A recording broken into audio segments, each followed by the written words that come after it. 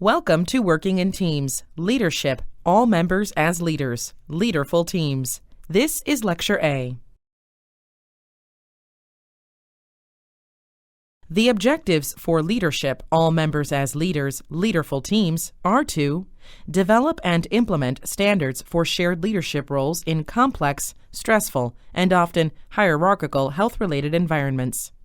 Differentiate progression from self-awareness to self-leadership to team leadership. Demonstrate collective, concurrent, collaborative, and compassionate activity. In Lecture A, we will touch upon each of these objectives. To fully address the objectives for this unit, we must first cover some of the detailed concepts of leadership. What makes a good leader? What characteristics a good leader is apt to exhibit? And how leadership has changed over time. To begin, leaders do not command excellence, they build excellence. Excellence is being all you can be within the bounds of doing what is right for your organization. To reach excellence, a leader must be of good character. Leaders do everything that they have committed to, and the organization must instill a sense of business ethics and integrity that guides the leader along the way. Organizations will not achieve excellence by setting a goal, then having leaders do whatever it takes to get the job done. Without an organizational culture that supports honesty and integrity, even an inherently strong leader may become compromised by throwing roadblocks into the journey to excellence. It is also important not to confuse the simple accomplishment of a project with excellence. Engagement in the leadership experience, combined with ethical behavior and actions that reflect integrity and fairness, is the starting point for excellence. In the world of health and healthcare, leaders emerge from many different levels. Within the course of any given day, it is easy to see behaviors that should be emulated. The billing clerk who goes the extra mile to work out a coding issue. The nurse's aide who helps a family member to bathe and dress a patient. A systems IT person who spends face-to-face time with a system user to make sure that the application is working correctly. These are examples of being all they can be. Think about the leadership traits being expressed in the following quotes. Quote, "Never tell people how to do things. Tell them what to do, and they will surprise you with their ingenuity." End quote. George S. Patton. Quote, "The best executive is the one who has sense enough to pick good people to do what he wants done, and self-restraint to keep from meddling with them while they do it." End quote. Theodore Roosevelt. Quote, "Management is doing things right. Leadership is doing the right things." End quote. Peter F. Drucker. Quote, "Leadership is the art of getting someone else to do something you want done because he wants to do it." End quote. Dwight Eisenhower. Consider how the behaviors reflected in these quotes may evidence themselves in HIT teams. The quotes by Roosevelt and Patton are two that ring particularly true. An HIT project and its team can be totally derailed by an executive who meddles, or by an executive who believes that he or she knows the best solution for a problem and does not let the leader lead, or fails to let the team develop as a normal team would. Patton's quote is an excellent tidbit of advice. An HIT team that has a good leader and members who are resourceful, passionate, and diverse will exhibit creativity and ingenuity that can surpass all expectations.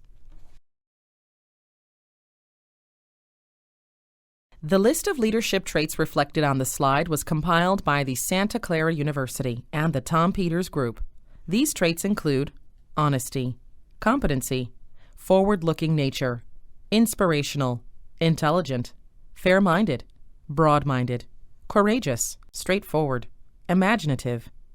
Although these traits are present in leaders from across the board, health IT leaders need to have additional depth in a few of these traits. Which ones do you think might be traits that are even more important for an HIT leader to possess? There is no right or wrong answer, but many would say being broad-minded, imaginative, forward-looking, and courageous. This might be because HIT is ever mutating. What looks certain one day is less certain the next. The technology is constantly changing. The regulations that govern practice and payment are ever shifting. Because HIT requires changes in behaviors and processes, an HIT leader is one who can imagine a new future, and take courageous and sometimes unpopular steps to lead toward that new future. Leading HIT initiatives is not an easy venture, and it requires a strong personal commitment and conviction. The U.S. military suggests the following leadership principles. 1. Be tactically and technically proficient. 2. Know yourself and seek self-improvement. 3.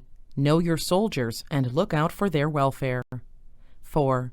Keep your soldiers informed. 5. Set the example. 6. Ensure the task is understood, supervised, and accomplished. 7. Train your soldiers as a team. 8. Make sound and timely decisions. 9. Develop a sense of responsibility in your subordinates. 10. Employ your unit in accordance with its capabilities. 11. Seek responsibility and take responsibility for your actions. We could take out the words soldier and military and end up with a reasonable list of principles for the HIT leader. The following ideas are taken from the Leadership Crash Course by Dr. Paul Taffender. Dr. Taffender's research has shown that 7 distinct types of leadership predominate based on different combinations of 5 key leadership behaviors. We'll discuss those 5 leadership behaviors on a follow-up slide. Leaders must recognize where they are strong, where they are weak, what their preferences are, what they seek to avoid, and which situations suit them best or least. As we go through these leadership types, think about where you would classify yourself or your boss. The first type is the transformational leader. These leaders show strength in all 5 leadership behaviors and are able to transform the commitment levels of those around them. They have deep conviction about goals, determination to execute plans, and are prepared to go against conventional wisdom. The second type is the enforcer. These are leaders who can act in ways characterized by caution and a drive to make sure specific objectives are achieved. They display strong belief in what they are doing and commitment to stay the course, but tend to limit options and avoid taking action where risk is associated. Leaders considered deal makers attract followers largely because of their energy and excitement for anything new. They thrive on change and frequently break the mold. In the business world, they often rise to prominence based on their reputation for the deals they pull off, but can be bored easily and have little regard for sustaining the performance of their efforts after initial success is achieved. Administrator leaders are the leaders who execute everything strategically, who are very clear in what needs to be achieved and ruthlessly follow through. They are authoritarian in their approach, letting nothing stand in the way of achieving the overall objective, and are likely to prefer detailed and rigorous project plans, constant monitoring and updating, and tight control over resources and people. The visionary is a leader who inspires people to dream of greatness, but these leaders often fail to follow through. They have all the qualities of the transformational leader, including their ability to elevate ambition, but are weak at generating critical mass. The serial entrepreneur is an imaginative but calculating gambler. These leaders display huge energy and commitment and sweep people along with them because they make seemingly impossible challenges achievable. They care deeply about their legacy, but struggle to articulate the wider context of their decisions in a way that's meaningful to their followers. Spin doctors seem to be everything there should be, but their behavior is inconsistent and self-serving. Most have a markedly underdeveloped conviction. What distinguishes these leaders most is their ability to convincingly argue the case, any case, and justify the change to followers. Have you decided where your leadership style fits? How about that of your boss? Most people know intuitively what effective leadership is and respect strong leaders when they work with them. However, even those who understand and recognize a good leader and are cognizant of the behaviors that are associated with a good leader often don't practice it themselves. The relationship between what the leader knows and what the leader does is critical, particularly as related to HIT, and as we have discussed in prior slides, there is a great deal of complexity and coupling of numerous teams when HIT is being planned and implemented. Effective leaders perform well, not only within their team, but across numerous teams. The behaviors of a great leader therefore carry forth, also helping an individual team to intersect more smoothly with the greater ecosystem. Leadership is about action and results, both within and across teams. Some people are said to be born leaders, but it does require work and practice.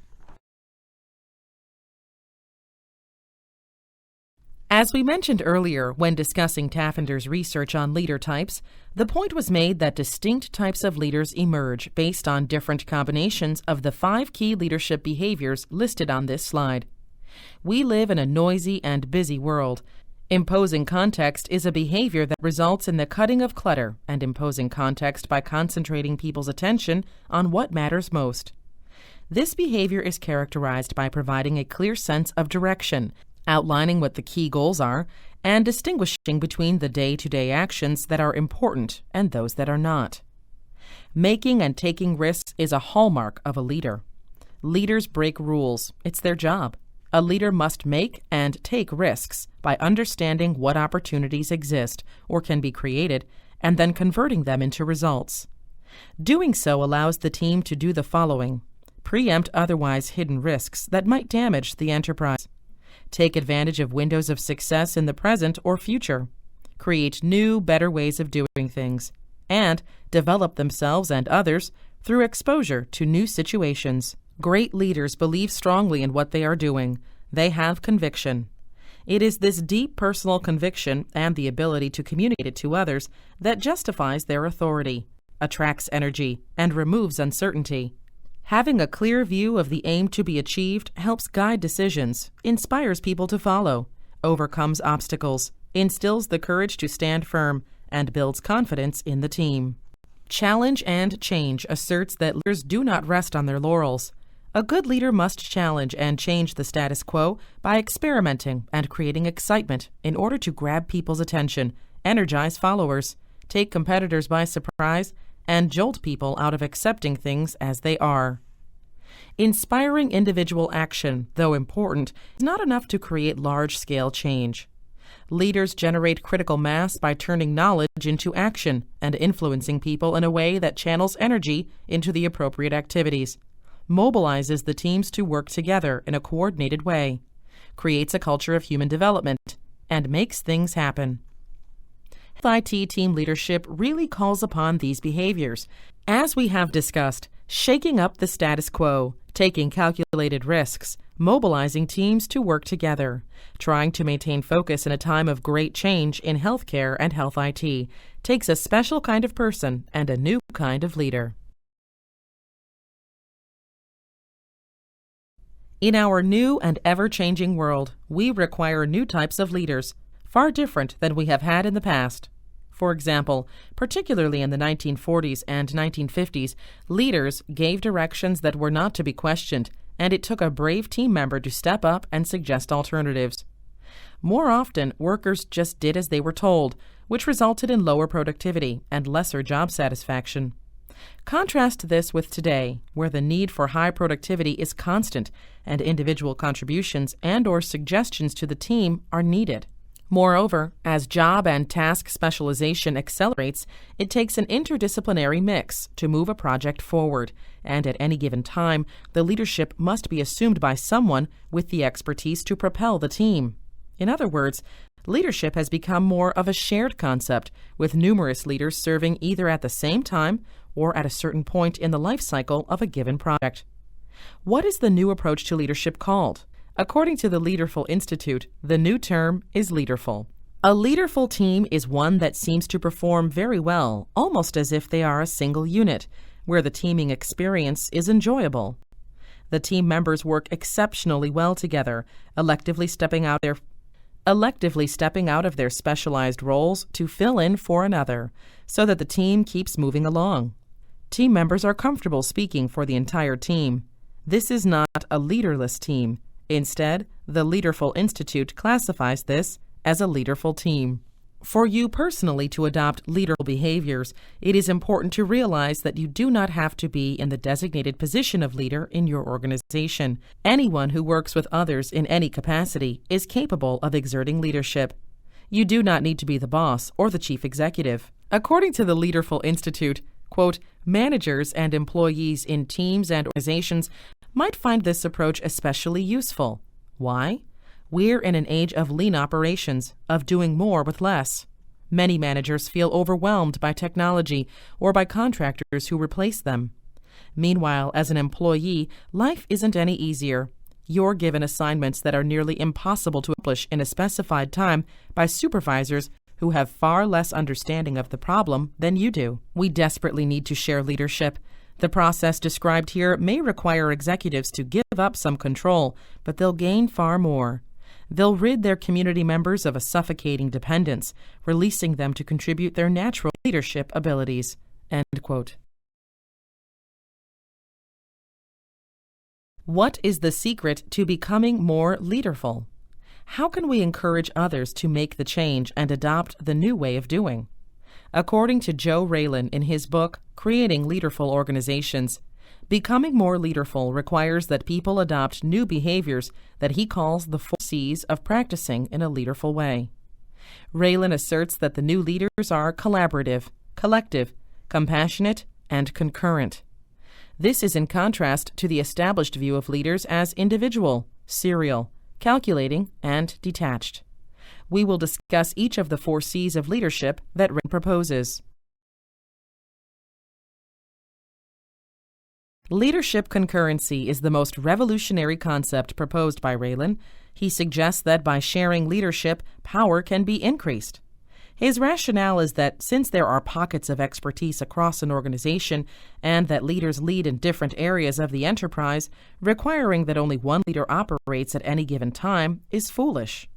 For example, in an HIT team, during a time of finance planning, the member with the experience in finance may be the appropriate leader. At the same time, the lead billing clerk who knows the ropes in regards to how the resources flow through an office can be just as important as the finance officer.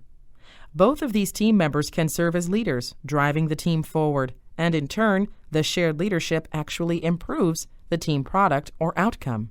While this seems like a simple and logical concept, it might be difficult for some people to adapt, but adapt we must. The remaining C's, collaborative, collective, and compassionate, will be covered in Lecture B. This concludes Lecture A of Leadership, All Members as Leaders, Leaderful Teams. In summary, our objective was to discuss the traits of a leader and to move towards a deeper understanding of the importance of shared leadership roles, particularly in health IT endeavors. We discussed the changing face of leadership, contrasting past models with current models. Finally, varying characteristics and behaviors of leadership were presented, and the concept of being leaderful was presented.